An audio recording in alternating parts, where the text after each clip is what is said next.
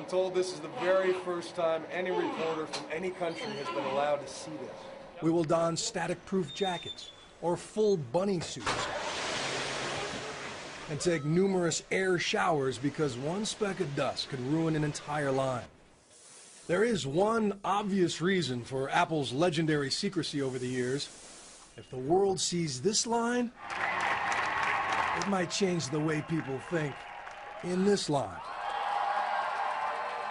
Unlike any other product, the launch of a sexy new Apple gadget is a cultural event, and that cult following comes in part from a mystique cultivated brilliantly by Steve Jobs. It's really extraordinary, and I urge you to get your hands on one and see for yourself. I'll admit, I'm among the millions who bought into the idea that these are not just dependable appliances, they are works of art, carefully wrapped in pristine boxes, lovingly sold in museum-like stores. I don't know about you, but when I'm enjoying a delicious steak, knowing where it came from changes the experience. So how many steps are there? Around 141. 141 steps. Yeah. But it is time now to think different about Apple, because here it is. This is where your iPhone was born, and these are the people who brought it to life. My name is Bill. Nice to meet you. I'm first struck by how young they are. Not 13 like some of the horror stories I'd heard, but 17, 18. No one looked over 30. I know many came from poor villages out in the countryside with the hope of making $2 an hour, but their haircuts prove that teen style lives everywhere. I was expecting more automated assembly, more robots, but the sleek machines that dazzle and inspire and change the lives of people 8 to 80 are mostly made by hand, after hand, after hand. Behold the camera module for the iPad. Look at how tiny and intricate this is. And get this, with 2 shifts, they can make 300,000 of these in a single day. It takes around 5 days and 325 sets of hands to assemble an iPad, they tell me. And they can turn a raw hunk of aluminum into a sleek design, complete with the bitten Apple logo, at the rate of 10,000 an hour.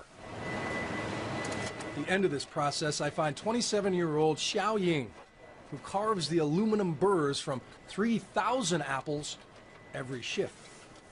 What are you thinking about while you're working? A lot of times I think about how tired I am, the mother of 2 tells me. I think about resting. A supervisor will give the occasional order in Mandarin, but on this line, the machines do most of the talking, while the people work in silence. And they will repeat that motion and hear that fembot voice a few thousand times more before lunch. Their 12-hour shifts are broken up by 2-hour-long meal breaks when they march single file to a massive canteen and pay around 70 cents for a plate of meat and rice. If they eat fast enough, they can catch a few winks back at their spot on the line. The Foxconn executive tells me it's not exhaustion, but a Chinese post-meal tradition. So this is home. How long have you guys worked here and lived here? After 12 hours here, many head home to a nearby dorm room they share with 7 other workers. There is an internet cafe and a soccer field. They even offer classes in English and other studies. But most are here to work. Most left their families to work because back home, there are few good jobs. 3 months. A total of 18 employees took their own lives or tried to in recent years. And given the company's massive size, Foxconn's suicide rate is actually well below China's national average. One reason, Louis Wu, our executive host, said it took several months and several suicides before Foxconn and Apple were shaken into action. At the beginning is that we see a few suicides, but we didn't really see that there is a cluster effect right? Until I think either the 5th or the 6th one. He says Apple's #2 man at the time, Tim Cook, flew to Shenzhen and helped assemble a team of psychological experts who recommended nets to make impulsive souls think twice before jumping. Foxconn also then promised to raise wages, and they opened this counseling center. And why do you think so many happened at the same time? There are many reasons, Counselor Yang Chunhui tells me. Of course, some has to do with management. But they had more to do with the new generation of migrant workers from the rural areas, their state of mind, and how they cope with society. Also, it's hard to make friends here, she says. But it wasn't just the suicides that caught the world's attention. An explosion hit a Foxconn plant in Chengdu. Last year, poorly ventilated aluminum dust led to 2 separate explosions in iPad polishing stations, killing 4, injuring 77.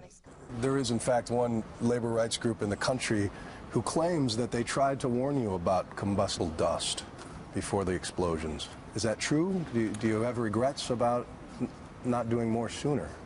But you ask me, whether, we feel we could have done a lot more or better to avert that explosion.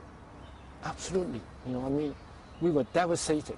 Apple takes working conditions very, very seriously, and we have for a very long time. Apple declined my repeated request to interview new CEO Tim Cook, but referred us to his statements at a Goldman Sachs investor conference last week.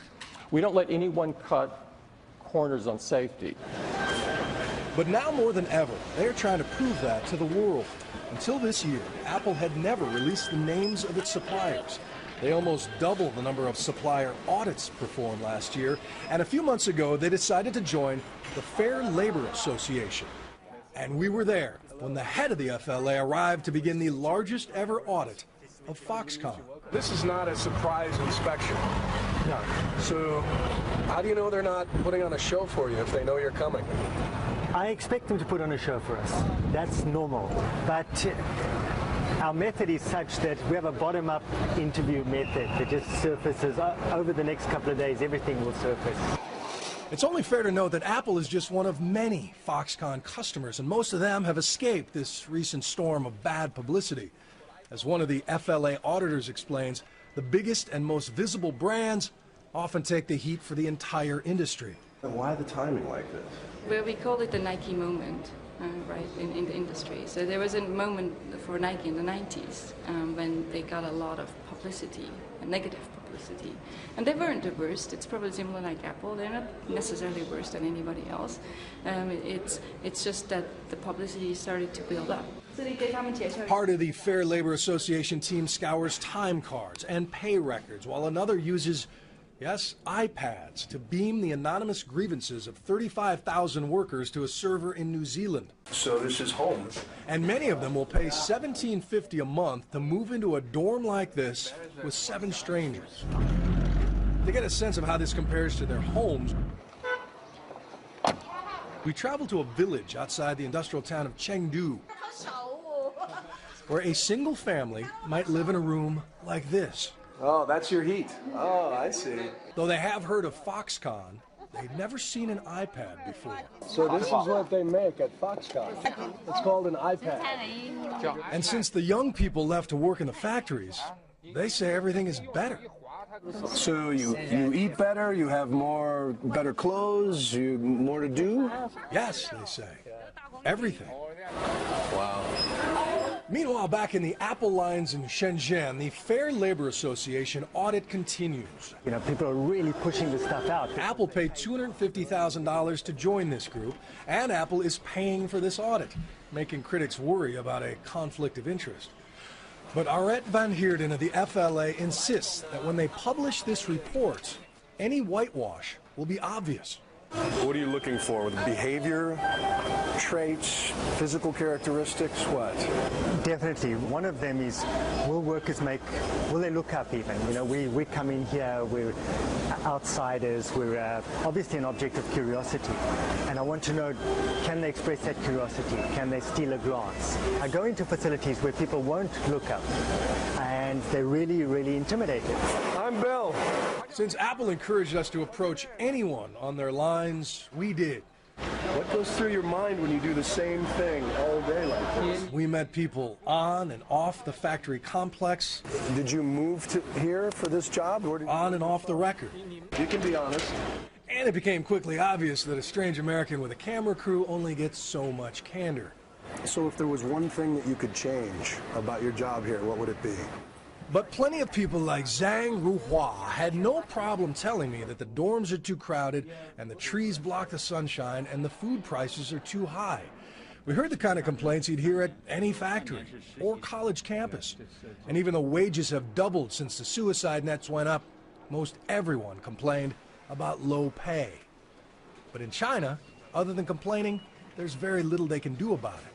Right now, American-style unions don't exist here, but Louis Wu admits in the next few years they could take hold, and that would be major news. Because when 150 non-Apple Foxconn workers had demands in January, they went up to a factory roof and threatened to jump. What happened? Well, I think first of all, it's not because of pay. It's part of the negotiation process. But I'm very happy that everything was resolved. A sobering kind of collective bargaining right there. Yes, yes, absolutely, absolutely. If Apple came to you and said, out of the goodness of our heart, because we're doing so well, we want to pay everyone who touches an iPad double. Could you do that? Why not? That would be good for the employees, right? And also definitely good for China. And definitely good for us, because we will have more stable workers who would love to work for, our company, because they will get paid a lot more than anyone else.